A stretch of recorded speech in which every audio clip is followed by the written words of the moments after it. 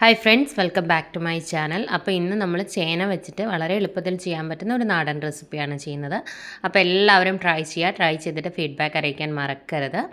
അപ്പോൾ ചേന വെച്ചിട്ടുള്ള ഒരുപാട് റെസിപ്പീസ് ഓൾറെഡി നമ്മുടെ ചാനലിൽ ചെയ്തിട്ടുണ്ട്. പ്ലേലിസ്റ്റ് ഒന്ന് ചെക്ക് ചെയ്ത് നോക്കിക്കഴിഞ്ഞാൽ ഡീറ്റെയിൽ ആയിട്ടുള്ള വീഡിയോസ് ചേന റെസിപ്പീസ് എന്ന് പറഞ്ഞിട്ട് യാം റെസിപ്പീസ് എന്ന് പറഞ്ഞിട്ട് നമ്മൾ സെപ്പറേറ്റ് ആയിട്ട് പ്ലേലിസ്റ്റ് ക്രിയേറ്റ് ചെയ്തിട്ടുണ്ട്.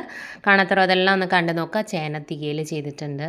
അങ്ങനെ പല രീതിയിൽ ചേന വെച്ചിട്ട് നമ്മൾ വറുത്തരച്ച് തീയൽ ചെയ്യില്ല, അങ്ങനെ പല രീതിയിലുള്ള റെസിപ്പീസ് ചെയ്തിട്ടുണ്ട് കേട്ടോ. ട്രൈ ചെയ്തിട്ട് ഫീഡ്ബാക്ക് അറിയിക്കാൻ മറക്കരുത്. ഫ്രണ്ട്സിനും ഫാമിലിക്കും ഒക്കെ ഒന്ന് ഷെയർ ചെയ്ത് കൊടുക്കാനും മറക്കരുത് കേട്ടോ. അപ്പോൾ ഇതിനായിട്ട് ഇതുപോലെ ഒരു കഷ്ണം ചേനയാണ് ഞാൻ എടുത്തിരിക്കുന്നത്. അപ്പോൾ ഈ ചേന വെച്ചിട്ടാണ് ഇന്ന് നമ്മൾ കറി ഉണ്ടാക്കുന്നത്. സിമ്പിളാണ്, പെട്ടെന്ന് ഉണ്ടാക്കിയെടുക്കാൻ പറ്റും, എന്നാൽ നല്ല ടേസ്റ്റി ആയിട്ടുള്ള റെസിപ്പിയാണ്. അതുപോലെ ചാനൽ ഇതുവരെ സബ്സ്ക്രൈബ് ചെയ്യാതെ വീഡിയോ കാണുന്ന ആരെങ്കിലും ഉണ്ടെങ്കിൽ ചാനൽ ഇഷ്ടമായിട്ടുണ്ടെങ്കിൽ ഒന്ന് സബ്സ്ക്രൈബ് ചെയ്തേക്കണേ. സബ്സ്ക്രൈബ് ബട്ടൺ പ്രസ് ചെയ്യുമ്പോൾ അടുത്തൊരു ബെൽ ഐക്കൺ വരും. ബെൽ ബട്ടൺ പ്രസ് ചെയ്യുക. 3 ഓപ്ഷൻസ് കാണിക്കും. ആദ്യം കാണുന്ന ഓൾ തന്നെ പ്രസ് ചെയ്യുക, എന്നാലേ ഞാൻ പുതിയ വീഡിയോസ് ഇടുമ്പോൾ നിങ്ങൾക്ക് എൻ്റെ നോട്ടിഫിക്കേഷൻ കിട്ടും. അപ്പം ഇതുപോലെ ഒരു വലിയ പീസും ഒരു ചെറിയ പീസുമാണ് എടുത്തിരിക്കുന്നത്. അതിൽ ഇത്തിരി കൂടി വലിയ പീസ് ഉണ്ടെന്നുണ്ടെങ്കിൽ അങ്ങനെ എടുത്താലും മതി. അപ്പോൾ ഞാൻ ഒരു പീസ് എടുത്തത് ചെറുതായതുകൊണ്ടാണ് ഒരു ചെറിയ കഷ്ണം കൂടി എടുത്തത്. എന്നിട്ട് അതിൻ്റെ തൊലിയൊക്കെ കളഞ്ഞതിന് ശേഷം ഇതുപോലെ ചെറിയ പീസാക്കി നമുക്കൊന്ന് കട്ട് ചെയ്തെടുക്കാം. ഒരുപാട് വലിയ പീസാക്കി കട്ട് ചെയ്യരുത്, നല്ല ചെറിയ പീസാക്കി കട്ട് ചെയ്ത് നമുക്കിതൊരു ചട്ടിയിലേക്ക് ചേർത്ത് കൊടുക്കുകയാണ്. ഇനി ഇതിനകത്തേക്ക് നമ്മൾ ആവശ്യത്തിന് കറിവേപ്പില ചേർത്ത് കൊടുക്കാം. അതുപോലെ തന്നെ ഇനി എരിവിനനുസരിച്ച് പച്ചമുളക്. ഈ കറിയുടെ മെയിനായിട്ടുള്ള എരിവ് എന്ന് പറയുന്നത് പച്ചമുളകാണ്. അപ്പോൾ അതുകൊണ്ട് ഞാനൊരു 3 പച്ചമുളക് ചേർത്തിട്ടുണ്ട്. അത്യാവശ്യം എരിവുള്ള മുളകാണ്. എരിവ് കുറവുള്ള മുളകാണെന്നുണ്ടെങ്കിൽ കുറച്ചുകൂടി ചേർക്കാം കേട്ടോ. നിങ്ങളുടെ എരിവിനനുസരിച്ച് ചേർക്കാം. ഇനി ഇത് വേവാൻ ആവശ്യത്തിനുള്ള വെള്ളം കൂടി ഒഴിച്ചതിന് ശേഷം നമുക്കിതൊന്ന് വേവിച്ചെടുക്കാം. ചേന നന്നായിട്ട് വേവണം, എന്നാൽ അങ്ങ് ഉടയാനും പാടില്ല.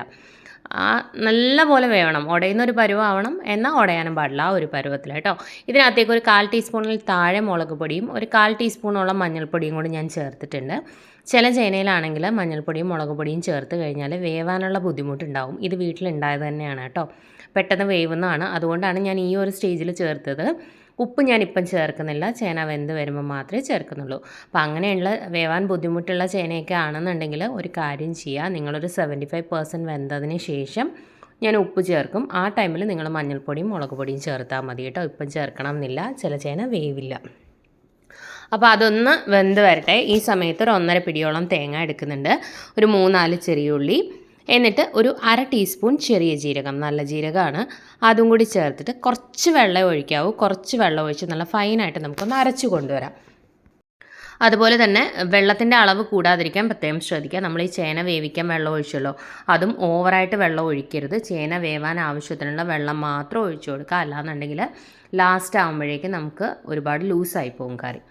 അപ്പോൾ ആവശ്യത്തിന് മാത്രം വെള്ളം ഒഴിച്ച് അരച്ചെടുത്താൽ മതി. നല്ല ഫൈനായിട്ടൊന്ന് അരച്ച് കൊണ്ടുവരാം. അപ്പോൾ ഏകദേശം നമ്മുടെ ചേന ഒരു 75% എബോവ് വെന്തിട്ടുണ്ട്. ഇനി ഇതിനകത്തേക്ക് നമുക്ക് ആവശ്യത്തിന് ഉപ്പിട്ട് കൊടുക്കാം. ഒന്ന് ഇളക്കി കൊടുത്തിട്ട് ഇത് ബാക്കിയും കൂടെ വെന്ത് വരട്ടെ. ഞാൻ പറഞ്ഞ പോലെ മഞ്ഞൾപ്പൊടിയും മുളക് പൊടിയും നിങ്ങൾ ചേർക്കുമ്പോൾ ഈ ഉപ്പ് ചേർക്കുന്ന സമയത്ത് ചേർത്ത് കൊടുത്താലും മതി. ഒരു 75% വെന്ത് കഴിയുമ്പോൾ ഉപ്പും മഞ്ഞൾപ്പൊടിയും മുളക് പൊടിയും ചേർത്തിട്ട് ഒരു 2-3 മിനിറ്റും കൂടെ നമുക്കൊന്ന് വേവിച്ചെടുക്കാം. അത്രയേ ഉള്ളൂ കേട്ടോ. ഉപ്പൊക്കെ ഇട്ട് ആദ്യമേ വേവിച്ച് കഴിഞ്ഞാൽ ചില ചേന വേവില്ല, അതുകൊണ്ടാണ് നമ്മൾ ഈ ഒരു സ്റ്റേജിൽ ചേർത്ത് കൊടുക്കുന്നത്. അതുപോലെ ഇതിൽ മുളക് പൊടിയുടെ അളവ് ഒരുപാട് കൂടരുത്. ആ ഒരു പച്ചമുളകിൻ്റെ ടേസ്റ്റും കളറും ആയിരിക്കണം മുന്നിട്ട് നിൽക്കുന്നത്, അത് പ്രത്യേകം ശ്രദ്ധിക്കാം. അപ്പോൾ ആ ചേന ബാക്കിയും കൂടെ വെന്ത് വന്ന സമയത്ത് കണ്ടോ, ഉടഞ്ഞു പോയിട്ടില്ല, എന്നാൽ നന്നായി വെന്തിട്ടുണ്ട്. ഈ സമയത്ത് നമ്മൾ അരച്ച് വെച്ചിരിക്കുന്ന നമ്മുടെ അരപ്പ് ഇതിനകത്തേക്ക് ചേർത്ത് കൊടുക്കാം. കണ്ടോ, ഒരുപാട് വെള്ളം ഞാൻ ഒഴിച്ചിട്ടില്ല. ഇനി ആ മിക്സിയുടെ ജാറ് കഴുകി ഒരു കുറച്ച് വെള്ളം കൂടി ശ്രദ്ധിച്ച് മാത്രം വെള്ളം ഒഴിച്ചു കൊടുക്കുക. കുറച്ച് വെള്ളം കൂടി ഒഴിച്ചു കൊടുക്കാം. കണ്ടോ, ചേന വെന്തപ്പോൾ അത്യാവശ്യം ആ വെള്ളം നന്നായിട്ട് ഡ്രൈ ആയിട്ടുണ്ട്. അപ്പോൾ ആ രീതിയിൽ മാത്രമേ വെള്ളം ഒഴിക്കാവൂ. ഇനി ഇതിനകത്തേക്ക് നമ്മൾ കുറച്ച് മിക്സിയുടെ ജാറ് കഴുകി ബാക്കി അരപ്പും കൂടി ഇതിലേക്ക് ഒഴിച്ചു കൊടുത്തിട്ടുണ്ട്. നന്നായിട്ടൊന്ന് ഇളക്കി യോജിപ്പിച്ച് കൊടുക്കുക. നല്ലപോലെ ഒന്ന് തിളക്കട്ടെ. തിളച്ചിട്ട് ആ അരപ്പിൻ്റെ പച്ച ടേസ്റ്റൊക്കെ ഒന്ന് മാറണം. തേങ്ങയുടെയും ജീരകത്തിൻ്റെയൊക്കെ ആ റോ ടേസ്റ്റൊക്കെ ഒന്ന് മാറട്ടെ. നന്നായി തിളക്കട്ടെ. തിളച്ച് ഒന്ന് കുറുകി വരണം. ഉപ്പ് കുറവാണ്, നമുക്ക് ആവശ്യത്തിന് ഉപ്പ് കൂടി ചേർത്ത് കൊടുക്കുക. ഇത്തിരി കൂടി ചേർക്കുന്നുണ്ട്. നന്നായിട്ട് ഇളക്കി യോജിപ്പിച്ച് കൊടുക്കുക. തിളച്ച് ഒന്ന് കുറുകി വരണം കേട്ടോ.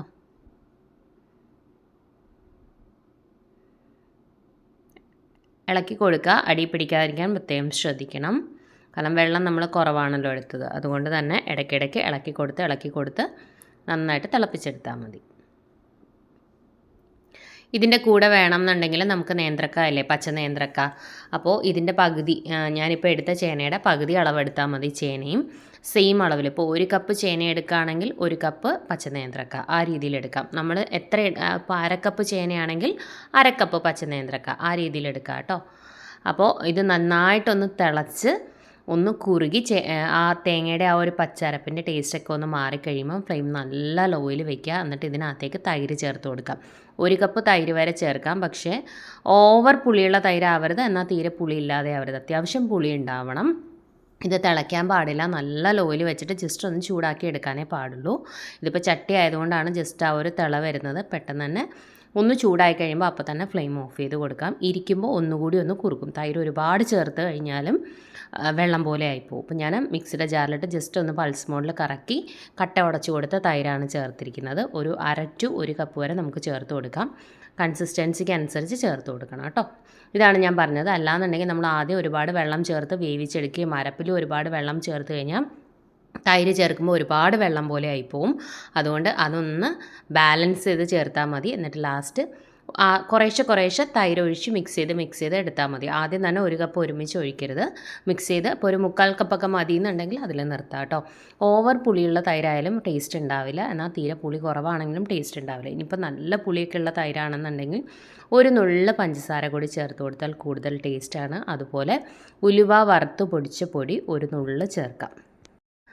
തൈര് ചേർത്തതിന് ശേഷം തിളയ്ക്കാൻ പാടില്ല. ജസ്റ്റ് ഒന്ന് ചൂടാവാനേ പാടുള്ളൂ. ഒന്ന് ചൂടായി കഴിയുമ്പോൾ അപ്പം തന്നെ ഫ്ലെയിം ഓഫ് ചെയ്ത് കൊടുക്കാം. നല്ല ലോ ഫ്ലെയിമിൽ വെച്ചതിന് ശേഷം മാത്രമേ തൈര് ചേർത്ത് കൊടുക്കാവൂ. എന്നിട്ട് ഫ്ലെയിം ഓഫ് ചെയ്തതിന് ശേഷം നമുക്ക് ഒരു പാൻ എടുത്തിട്ട് കുറച്ച് വെളിച്ചെണ്ണ ഒഴിച്ച് അതിൽ കടുകും വറ്റൽമുളകും കൂടെ മാത്രം മതി താളിച്ച് നമുക്ക് ഈ കറിയിലേക്ക് ഒഴിച്ചു കൊടുക്കാം. എനിക്ക് വീഡിയോയുടെ ആ ഒരു പോർഷൻ ഒന്ന് മിസ്സായിട്ടുണ്ട് കേട്ടോ. താളിച്ച് ഒഴിച്ചു കൊടുത്തു. ഇരിക്കുമ്പം തന്നെ അതൊന്നുകൂടെ ഒന്ന് കുറുകും കേട്ടോ. കണ്ടോ, ഇപ്പോൾ ഇത്തിരി നേരം ആയിട്ടുണ്ട്. അത് നല്ലപോലെ കുറുകി വന്നിട്ടുണ്ട്. ആ ഒരു കൺസിസ്റ്റൻസിയിൽ വേണം വരാനാട്ടോ. ഈ തൈര് നമ്മൾ ചേർത്ത് കഴിയുമ്പോൾ ഒന്ന് ലൂസാവുമെങ്കിലും ഒരിത്തിരി കഴിയുമ്പോൾ നന്നായിട്ട് അത് തിക്കായിട്ട് വരും. ഞാൻ പറഞ്ഞ പോലെ നിങ്ങൾക്ക് ഇതിന് പകരം ചേനയും പച്ചക്കായും സെയിം അളവിൽ വേണമെന്നുണ്ടെങ്കിൽ എടുക്കാം. അതല്ല പച്ചനേന്ത്രക്ക മാത്രം, പച്ചനേന്ത്രക്ക ആണെങ്കിൽ ഒരു മീഡിയം ടൈപ്പ് 2 എടുക്കാം. ഓൾറെഡി ഞാനൊരു വീഡിയോ ഇട്ടിട്ടുണ്ട്. അതിൻ്റെ ലിങ്ക് ഞാൻ ഈ വീഡിയോയുടെ ഡിസ്ക്രിപ്ഷനിൽ കൊടുത്തിരിക്കാം. ഇത് നമ്മൾ ചേന മാത്രം വെച്ചിട്ട് ചെയ്യുന്നു. സെയിം അളവിലാണെങ്കിൽ സെയിം അളവിലെടുക്കാം കേട്ടോ. പകുതി ചേനയും പകുതി പച്ചനേന്ത്രക്കായും ഒരേ അളവിലെടുക്കാവുന്നതാണ്. അപ്പോൾ എല്ലാവരും ഒന്ന് ട്രൈ ചെയ്ത് നോക്കുക. ട്രൈ ചെയ്തിട്ട് ഫീഡ്ബാക്ക് അറിയിക്കാൻ മറക്കരുത്. ഒന്നുമില്ല, തൈര് ചേർത്ത് ജസ്റ്റ് ഒന്ന് മിക്സ് ചെയ്യുക. ഒരു നുള്ളു പഞ്ചസാര നല്ല പുളിയുള്ളതാണെങ്കിൽ ചേർത്ത് കൊടുത്ത് ഇളക്കി യോജിപ്പിച്ചതിന് ശേഷം ഫ്ലെയിം ഓഫ് ചെയ്ത് മാറ്റി വെക്കണം. എന്നിട്ട് എണ്ണ ഒഴിച്ച് കടുകും വറ്റൽമുളകും കറിവേപ്പില വേണമെന്നുണ്ടെങ്കിൽ മതി കേട്ടോ. താളിച്ച് ഇതിലേക്ക് ഇട്ട് കൊടുത്തതിന് ശേഷം ഒന്ന് മിക്സ് ചെയ്തിട്ട് ഇത്തിരി നേരം ഒന്ന് അടച്ച് വെച്ചാൽ മതി. ഇരിക്കുമ്പോൾ ഒന്നുകൂടി ഒന്ന് തിക്കാവും. ഇതിൽ കൂടുതൽ ലൂസാക്കി എടുക്കരുത്, ഒരുപാട് അങ്ങ് ലൂസായി പോകും കേട്ടോ. അപ്പോൾ ട്രൈ ചെയ്തിട്ട് ഫീഡ്ബാക്ക് അറിയിക്കാൻ മറക്കരുത്. പുതിയ റെസിപ്പിയുമായിട്ട് നമുക്ക് വീണ്ടും കാണാം. Thank you friends. Thank you for watching.